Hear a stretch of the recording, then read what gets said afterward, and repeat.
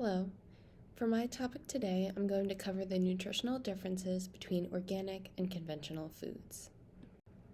The main issue here is the American diet, specifically the question of if organic foods are really better for us than conventional foods.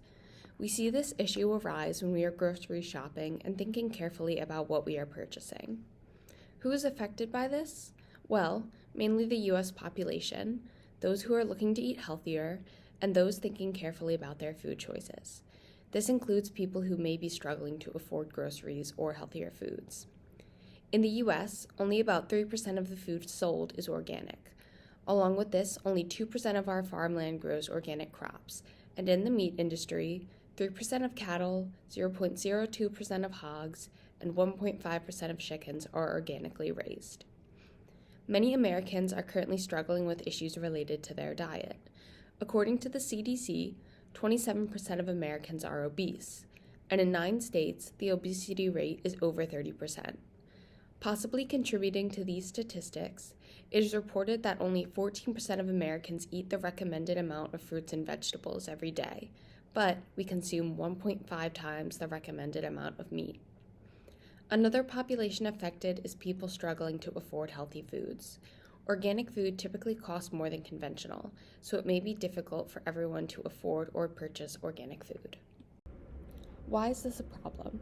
First, there are specific guidelines set by the U.S. Department of Agriculture that make set standards for organic foods. This creates a difference in the process of producing organic foods. The USDA requires that organic produce is on farmland that has not used most synthetic fertilizers or pesticides for over 3 years, and is within a distance from other farmland that does.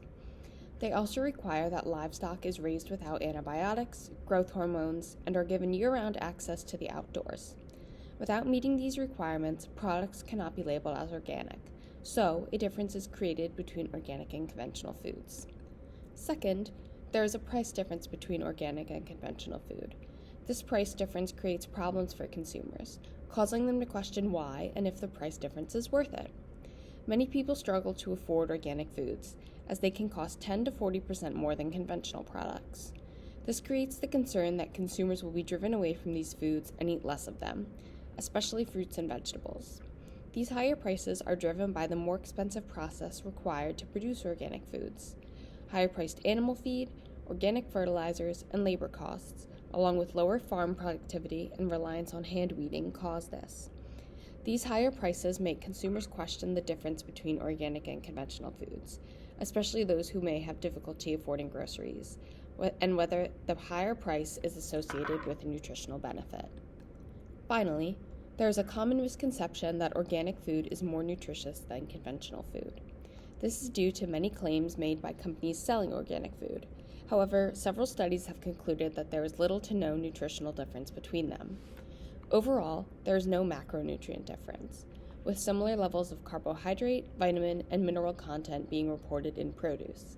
In studies on organic versus conventional milk, the same protein, vitamin, mineral, and lipid content was reported, making the two equal in terms of nutritional value. There are some small differences reported in micronutrient content. Some minor differences have been reported in the levels of antioxidants, vitamin C, phosphorus, and nitrate content in organic foods. However, these findings have been inconsistent and can be affected by other factors such as soil quality, climate, and geographic location. Other concerns are raised in the level of exposure to pesticides, sex steroids, antibiotics, and genetically modified foods with conventionally produced foods. However, no studies have shown that the pesticide and GMO exposure is harmful to humans. In studies on the levels of sex steroids, there was no significant difference found between the levels humans were exposed to and the natural production of these hormones daily.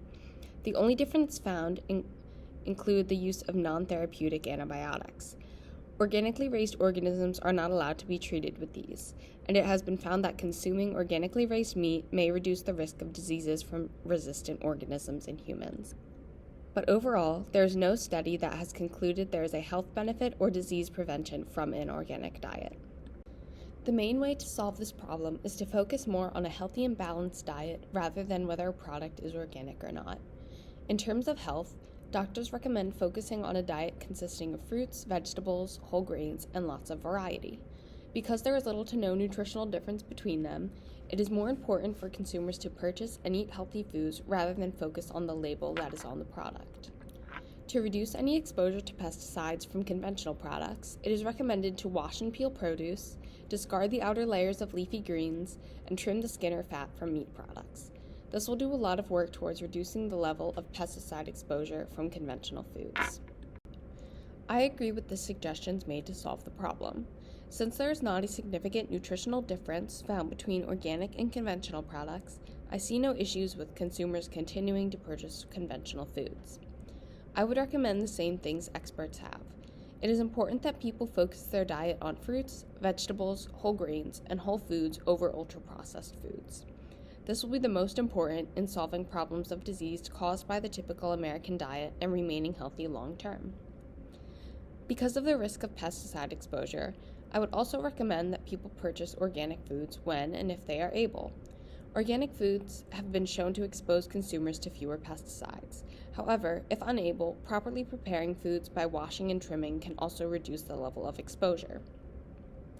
I would also recommend that people purchase organic when or if they can, so they are able to benefit from small micronutrient differences. A study from the Organic Center found that organic produce was 25% higher in phenolic acids and antioxidants, two things that most American diets are deficient in. There are also small differences found in levels of copper, iron, manganese, and folic acid. Though these differences are small and overall do not change the nutrition between organic and conventional foods, I would suggest that those who are able to purchase organically do so they may receive any benefit from these micronutrients.